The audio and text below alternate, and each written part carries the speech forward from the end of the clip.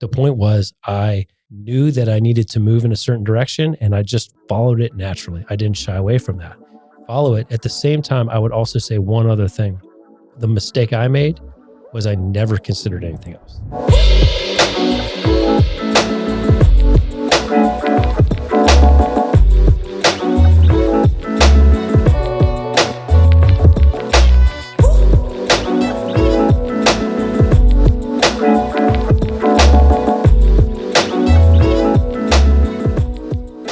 This is Venture Out Loud, where we have candid conversations on running a venture capital firm and investing in founders. We're planning for profits around a purpose, and we're making a positive impact on the world through entrepreneurship.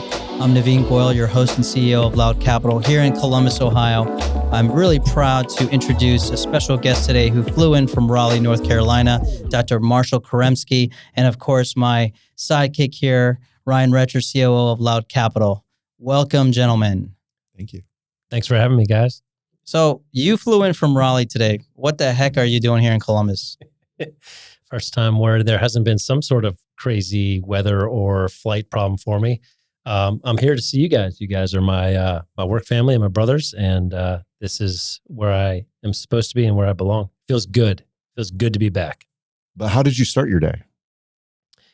Oh, I gotcha. Yeah. So, all right. We'll let the audience in here. I started my day. First, I woke up. It's already packed, hit the road, and then I had to do some surgery. So you had to do some surgery. Yeah. Is that what you meant? Yeah. Yeah. Well, what did you do exactly?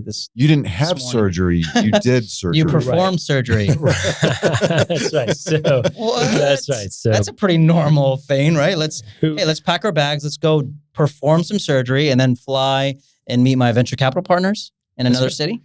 Yeah. So the one thing I did not do, and I strongly do not recommend this, is don't do like a Zoom call into like a judge or some sort of speeding ticket trial thing that you have, like a certain person in California did and got busted for. So no, we completed the surgery very safely. A young teenage boy who broke his clavicle or collarbone, and it was very jacked up and it needed fixed. And today was the day. And then I hopped on that flight. I hope you're an orthopedic surgeon. I am. Okay. Yes. And so let's go into that. So wanted to be an orthopedic surgeon all your life, or how did you become one? Because I will tell you, and it sounds like you're already transitioning into other venture capital, career ambitions, but a lot of people listening would dream to be an orthopedic surgeon. An awesome thing that I heard when I was a fellow, which is the final year of one's medical training before starting your quote real job. This guy was giving us a lecture on your professional career, your job, everything after med school and training and all that kind of stuff. And the slide started out by saying, the American dream is not to be an orthopedic surgeon. And then the slide was like blank, and it showed this kid jumping like basically like base jumping off some cliff in like the Caribbean. It said the American dream is to be the child of an orthopedic surgeon. Oh, wow. And so, that probably poking fun at, yes, that profession certainly works hard and a lot of good things come from it. But to answer your question, for sure, the goal for me, the dream, my entire life growing up was to be an orthopedic surgeon. And what's crazy every time I talk about this, and what makes this so in my story is so unique to me. People say, how the hell did you end up with Loud? Or like, how can I do that? You can't replicate this because this was just the set of circumstances that made this unique. And it was literally the plan. This was God's will, and this is how it happened. It was supposed to be this way. And that's why it's freaking awesome. So the apple did not fall far from the tree in my house. My dad was a surgeon. My mom was a nurse. My sister's an EMT. My brother's a physician. I'm a physician as well. And from probably somewhere between 12, 13, or 14 years old, after I'd broken my umpteenth bone in my arms by just being a klutz and playing hard and having a younger brother, I decided at that point in time I wanted to be an orthopedic surgeon because I spent so much time in a cast and always in my orthopedic surgeon's office. And that guy was awesome. His name was Jock Beechler, Jack, but he went by Jock, which was fitting. And he loved his job. He was happy And every time I went into the office, I was in pain and broken. And every time I left, I was feeling better. And he would put my x-rays up and show me the fracture. And he'd put the cast on himself. And he actually was a medical school classmate of my dad's. And he just took really good care of me. And I, without even thinking of it, honestly, like almost reflexively, just the way that we were wired and the way things were in my household, I was almost slotted to become an orthopedic surgeon 30 years ago. And that was how I literally, everything I did was geared towards making that happen. Wow. So I'm listening to this and I'm in high school and I want to be an orthopedic surgeon. How many years does it take? Now, I know I can probably Google this right now. How many years does it take after I graduate high school to become a practicing orthopedic surgeon where I'm in my real job, as you said? It would be 13. So 4 of college, 4 of medical school. 13 months? What? That'd be nice. That would have... 13 years? Wait, after high school, 13 years. That's correct. 13 years if you take the beeline path and you just go straight through. So 4 of college, 4 of medical school, and then orthopedic surgery. The training program is a 5-year program. Most people, more than 90% of orthopedic surgery resident graduates do an additional 1 year or more in a subspecialty as well. At the conclusion of your orthopedic surgery residency, you are qualified to practice general orthopedic surgery. But if you wanted to be a specialist in one of the subspecialties, you'd need additional time after that. So 13 minimum. So I'm going to market this for the American Society of Anesthesiologists. If you're the same kid out there and you want to consider being an anesthesiologist and not specialize, you could do it in 12 years. I'm just throwing it out there when we're talking about expenses, when we're talking about tuition, and we're talking about all these things. It's just throwing it out there. Because I went 12 years. There was a lot of people in my program that wanted or did specialize. I don't know about wanted because I know our chairman's pretty much scared the bejesus out of a lot of people saying, you better specialize for job security. And I think I was a little rebellious or I was just burnt out and I said, I got to go work. And so myself and another colleague out of 18 residents were the only 2 who left straight to a job. Everyone else specialized an additional year in anesthesiology. So wait, you were 31 when you actually started practicing. This is probably not meant to be a dig, but it ends up being one because I did 4 additional years of training. So I was actually 35. I know it was not the remedial or slow program, but I did 2 clinical research fellowship years as a resident. So that 5-year program for me was 7, and that was something I wanted to do. And then I did 2 specialty fellowship years after residency. So I did the general orthopedic program that we all do.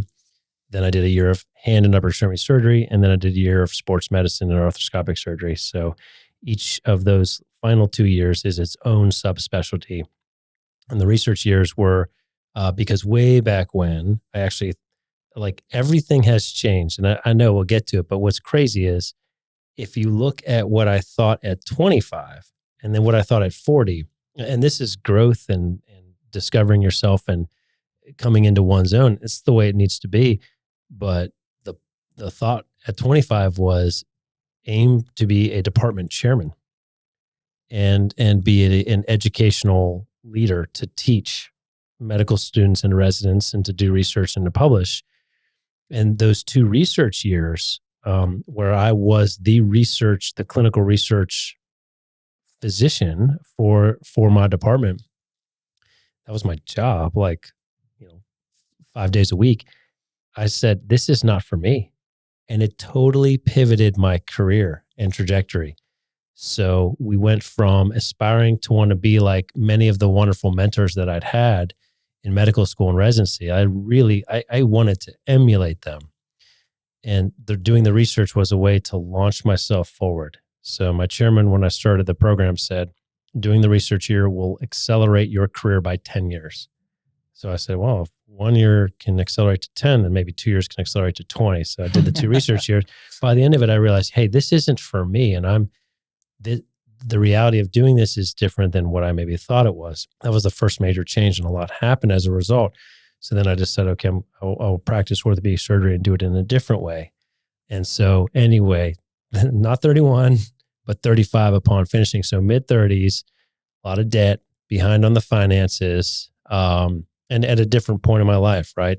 Married and no kids, but feeling like we needed to move on with things as well. So yeah, that is a long run for somebody. That's 20 plus years from the thought process and decision and mindset of, I'm going to be an orthopedic surgeon. Took 2 decades plus to get there. Isn't that crazy? So foundationally, we're obviously talking about you wanted to be this orthopedic surgeon. You spent many, many years doing it. You got there. You now have a wife and things to think about for finances, which makes complete sense. You start working.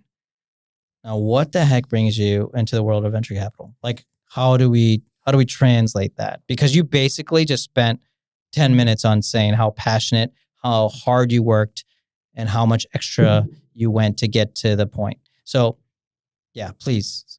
So think about it like this: when I've thought about this question a lot, and there are different ways to answer it, which means it's going to be complex. But it's everything from, I'm now 30 plus years into that process, from making a decision or feeling like that was the path, to, for a guy like me, had to work exceptionally hard all the time, high school all the way through residency, like constantly studying, weekends and nights in the library, making some sacrifices that maybe some other people didn't.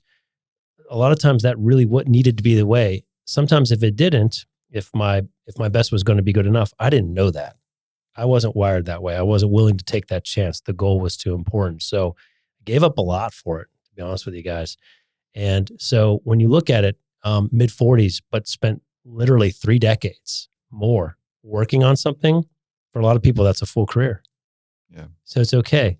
The other thing is, like I said, I mean, part of this and part of what's great about Loud and venture capital is you unlock and reveal and grow into different versions of yourself. And I like this version of myself a lot better than I did the one from 10 or 15 years ago.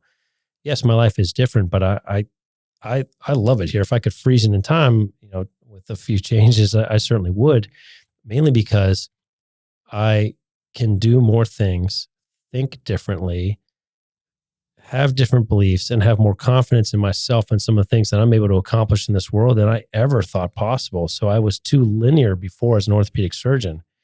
And I'll circle back to what you said, which was, oh, it's a hell of a career. And there are a lot of people who would say, like, that is their envy and that is their job. And we need orthopedic surgeons. That's great.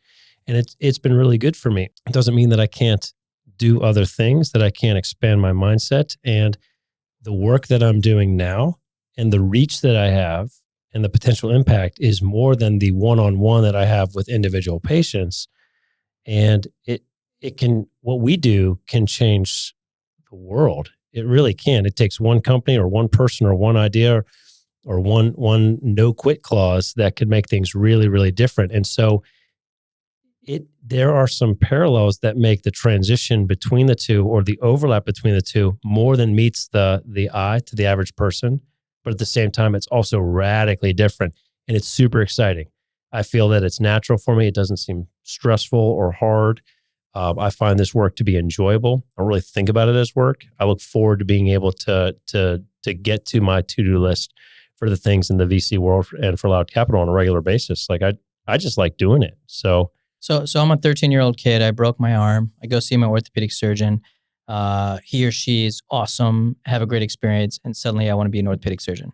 I'm listening to this podcast, and I just want to make sure from you, what are you telling that kid who wants to be an orthopedic surgeon based on the thoughts they had and the visit they had and a potential mentor they have now in their community? What would you share with them?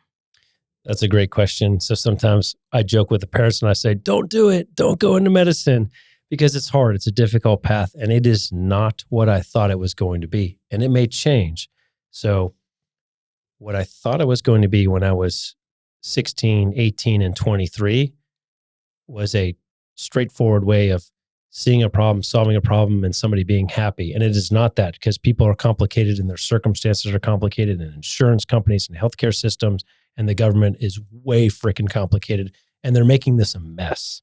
They're taking the joy out of it for a lot. Physicians are doing crazy things. They're retiring. They're committing suicide. They're moving on to another profession altogether. They're dissatisfied. They're burnt out. we could do 2 podcasts on all of that stuff just to get into it. And maybe we should at some point. But what I would say is the following. 1, follow your heart and your passion. I did that and it worked out great. What ends up happening is as you grow older and change, you may find other things that you're interested in too. So also do what I did there, which was follow that too. Don't shy away. Like that was the thing. It spoke to me when, 4 or 5 years ago, when we re-met and got into this. And the point was I knew that I needed to move in a certain direction and I just followed it naturally. I didn't shy away from that. We're always going to need people to provide healthcare and take care of us. We're going to be old and older one day. So, and our kids will too. So we got to have that. So follow it. At the same time, I would also say one other thing, because the mistake I made was I never considered anything else. So it was always very linear and static. It was going and doing this. And what's interesting is I just had a conversation with a longtime family friend 2 weeks ago who wants to be a physical therapist. And she's in high school. She's a senior. She's trying to figure out what graduate program she's going to want to go to. She's not accepted into the college that she's going to matriculate at yet. And I said, consider something like engineering, which teaches you how to think and solve problems and is applicable across multiple different industries. That's the one thing that I would change is don't close off anything and be as broad as you can. The things that I would go back and learn in college today would include all kinds of things like investing and engineering and any sort of critical thinking or statistics. I basically had a very broad type of education, but when I was at the University of Virginia, I was there on a mission to become an orthopedic surgeon. And while that worked out really well, it would be different if I did that then, but I also wouldn't be here right now because the whole thing would have been different. So keep your options open, follow your heart and your passions, but soak up as much as you can because that kind of stuff ends up being very relevant later on in your life. Ryan, would you add anything else to that? Or would you have a different perspective? No, not a different perspective, but I think in previous episodes we've talked to others and we've heard similar things as far as that journey and there's societal pressures both on the surface level and under the surface that push us towards certain actions and checkpoints in our lives. In education, you spent 30 years plus preparing for a career that you thought you wanted and that was going to bring you fulfillment. You were preparing. School was preparing, but you did all that preparation, but you had no idea what that career was actually on a day-to-day basis like, what the pressures were, what the complications of government and money and, institutions and government and day-to-day that got in the way of what your vision of that was. So, one of the things that I think from a society standpoint, and then we can tie it back to venture, is that so many of us, I think, certainly the three of us at the table, we've had similar experiences and, thinking we wanted something, spending time. You guys certainly more in the medical profession, a lot more than I did in getting to that specific goal that we thought we wanted to do. We didn't find the full fulfillment and at least to the point that we expected. And we have found our fulfillment in something different. In our case, it happened to be venture capital and investing and empowering and making an impact in a different way. And as you mentioned, a much broader way. But I think the thing that I've seen as a common thread, again, with all the people that we've talked to, is that despite what everyone around us has probably said, in that when we said we had this inkling to leave, whether it's part-time leave or fully leave a profession that you spent that much time investing in and becoming, that much money, that much emotional energy, why on earth would you all of a sudden either put that at risk or, change what you're doing in any way Even though it's not bringing you fulfillment. Society gives us that pressure, whether it's our spouses, God bless them. They are there for us. And a lot of times when they push on us, or other family members or friends, the people around us, when they don't understand what those pulls inside of us are that are driving us to do something different, to find fulfillment, people around us, are you crazy? Are you crazy doing that? But I think whether it's an entrepreneur or a venture capitalist or whatever that change is, we are doing that. And I just want to encourage everyone that's listening to follow your heart and your gut in those scenarios. Yeah. And I think, and those are really good points, talking with a lot of different people, like you said, there's this overarching theme of this experience happening to people and moving left to right. Growing up, I feel like it was go towards a target, work hard towards that, and you're good. Yeah. That target stays. And now I just would tell my younger self, or anyone listening out there, is it's a moving target and it's okay. And be open to that. Work towards that target that seems right in front of you right now. Work hard and do your best, but just realize that target's probably going to move, and be prepared for it. Be prepared, meaning it's okay to gain skill sets that don't make sense at the moment. It's okay to talk to different people when you're not just going towards this target at the moment, right? That's what I would tell my older self. Start to just put yourself out there in different positions. Another thing I would say is that, a moving target, to your point, to spouses, to other people, seems like this radical move. It is human nature. Yeah. As soon as we can all accept that, I think we can get more comfortable with it. It's still uncomfortable to go from one target to another, but I think it just makes more sense in our mind, because all of us have had to make such a huge mindset shift on justifying why our gut's telling us something. And it's security.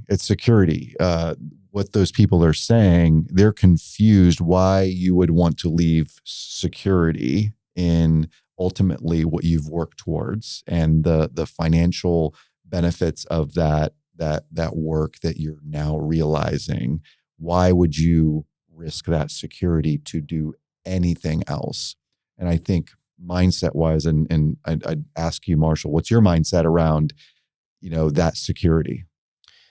There's so much that you guys collectively said in the last couple minutes that I almost need to take notes on it to try and tackle it all, because it's the crux of what we're talking about here. So some thoughts: having the ability to be nimble and flexible and dynamic and fluid with who you are and what you can do is the key. Okay. Because it will allow you to adapt to situations that may change. Because that's, all three of us have started in one field and are not there. Like I'm full-time in one job, but I am absolutely that in another job as well. And I can tell you that I will not, when I retire, it won't be as an orthopedic surgeon. It'll be, unless you guys get rid of me, it's going to be with Lau Capital. It's going to be as a venture capitalist. It's going to be in this investment finance. #awkward. Don't do it. Kind of deal, right? Like, I love that. And I never even knew that was an option. So be flexible. And when people say the only thing that's constant is change, the only thing that changes is change itself. The only thing that's constant is that things change. Like, it's true. My perception of what that job was is not what it ended up being, which is fine. But here's the thing, like, to the person that is aspiring and looks up to me, and some of the most humbling, incredible things that have happened to me are when a parent or a kid who I have seen and treated in the office for one problem, and we're usually at the end of that problem, where they come back years later because they're still a young patient, and they say, I'm applying to medical school now because of you. And I'll tell you what, man, like Wow. that doesn't happen to me very often. It's probably only been 2 or 3 or 4 times in almost a decade. That makes me want to cry, because I can relate to that kid. Yeah. I was that kid, right? Yeah. I mean, I just told you, like, that I was that kid. So that's incredibly powerful to realize you can have that effect on people. But the job is going to change, and medicine and healthcare it's going to change. And I predict it's going to get harder. At the same time, like what's happening with education and our anticipation of the educational system is getting hard. Here's the other thing you were alluding to, Navin, that for just walk it back one generation, and our parents, they were, with few exceptions, you were going to start and end your career with whatever job and training you had. That was the norm. And that was the expectation. It is not that way now. Not only is it okay, like we're sort of warming up to it, but everything's changing. Like, you should buy a house because a house equates to financial stability and then status in society, and it's good. It's a good investment. There are a lot of very smart people that would say you should not buy a house, that you should rent, that you shouldn't be tied to it, that that's not part of your net worth, or it's not liquid. So it's not really something, and it's very expensive to own a home. And I think a generation of people that are in their 20s are realizing this, and they have flexibility both financially, socially, and with their life and professionally that we didn't. You can work from home now, not because you're making something, but you can work from a computer, and you can be portable with that job. You can work from home, and home one week might be in France, and it might be in Columbus, Ohio the next week. And those are both great. That sounded amazing. Here's the other thing, right? Yeah, you can do it. I'm chasing the France one, right? And I'll say one other thing. So I spend, and I don't know, I wonder if this is weird of me or if other people do it. I spend a lot of time thinking about like life and the cycle of life and getting older and what that looks like. Yeah, that's and weird. I didn't really, Just kidding. No doubt. I've always kind of done that, but I think when you're a teenager in your early 20s, particularly if you're following the physician path, there are so many like 4-year or more blocks of time and education that you have to get to that it almost seems like these rungs on the ladder are never ending, and they're so far apart that you're not going to be in your 20s when you finish it all, right?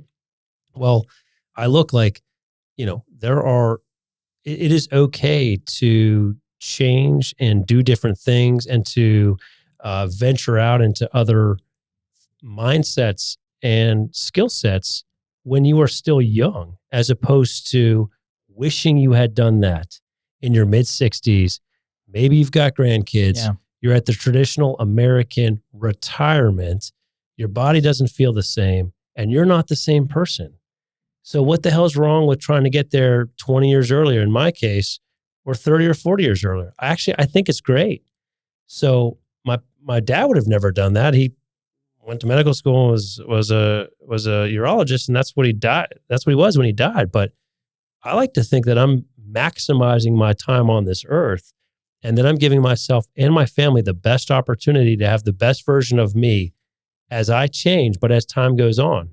And I look at it as just trying to be a maximalist for this opportunity. I don't know if that makes sense, but I don't think that the goal is to work my ass off until I'm 65 in one thing, just to say, okay, I made it. Now I can retire now. And I crushed that for 40 years. Like, yeah, I don't know. I just feel like I'm capable of more.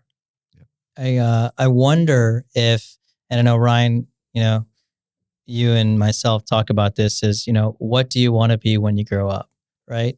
I wonder if we should shift the question to be like, what do you want to start with? What do you want to start with? What do you mean? What career do you want to start? What do you want to work towards? And now it's setting an expectation that the target is moving. I don't know. I'll try it on my girls at home, but I know I've been guilty of asking, what do you want to be when you grow up? When I knowingly think about what we're discussing right now, which is the target will be moving, and it's getting more tempting. It's getting, let's say the generations are getting less tolerant of this like one career, kind of mindset. So it's just kind of progressing like technology, right? Just changing quicker and quicker. So it's really setting expectations in the end. And our expectations, I think we're kind of in the middle, because I think to your point, our parents' generation, there was plenty of people working a full career, even one company, the loyalty of one job. And that was awesome. That served them well. Things are changing. We're kind of in the middle, perhaps. And maybe the generation ahead of us, or some of the listeners here, will have multiple careers, but as long as they know that's coming. Yeah. And that has to be okay. And you said it, that, the world is changing so constantly. And when I put my education hat on and that platform, the World Economic Forum has a study where every year they come out with a 10-year projection, and pretty consistently over the last couple of years with this constantly compounding, change of technology and of evolution of technology, what we're seeing is that they're predicting by 2030 that 85% of the jobs that will exist in 2030 have not even been thought of yet. Ooh. So Man. 85% of jobs. So, we're going to school, we're saying, what do you want to grow up to be? And like you said, we're talking to our kids in that language, and, just like we were, which was okay, I think, because of the dynamic of the culture and where technology was, even in the 80s when we were growing up in 90s, it's just completely different. And you never had that change. And I don't know what the statistics were back then, but I've got to imagine it was maybe 15% of jobs haven't been invented yet. Now it's 85. And so while it was very much okay and acceptable, for our parents to say, what do you want to be when you grow up? And our teachers to say that, now we have to be open. And, again, this is about venture capital. This podcast is about venture capital, but this is the heart of it. This is the heart of it. The foundation, the core is people, and it's the characteristics around people and how we can be optimized.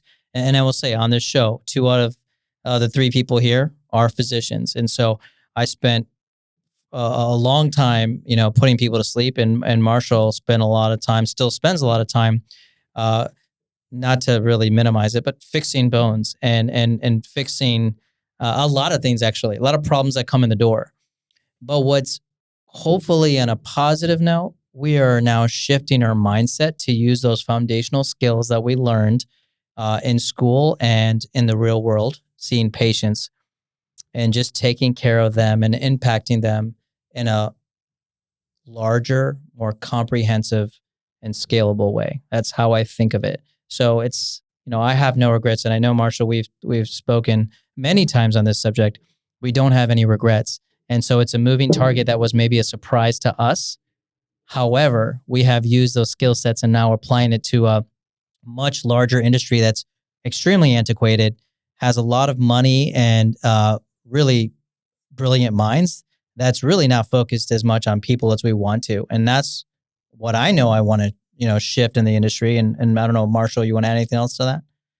This is just such good stuff. It's true. I agree with everything you're saying. The people are the heart of it all. It's why I like this company, and why this doesn't work for me at just any company, right? This is the right blend of people with diverse backgrounds and the right mindsets.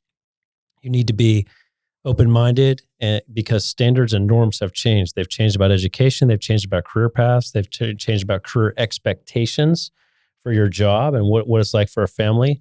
And the key is just get as much as you can with your education and your life, and leave doors open, leave opportunities open, and position yourself for the best scenario that you can. And when I think, you've retired as an anesthesiologist and you're now a full-time CEO and doing all kinds of stuff and have started a company and you're an investor and you teach and you educate and you mentor people. I mean, you are always a physician and I'm always a physician. And so even if you've left and if I change careers and leave orthopedics altogether, I'm still an orthopedic surgeon and I'm still a physician. I have earned that over the years, as exactly as you have. And the interesting thing is, and this is, I'm going to tell this story here. This is crazy that this happened. This is a completely true story.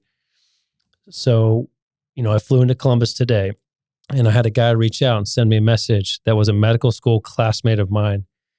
We started and graduated together, and I have not seen nor talked to him in 18 years.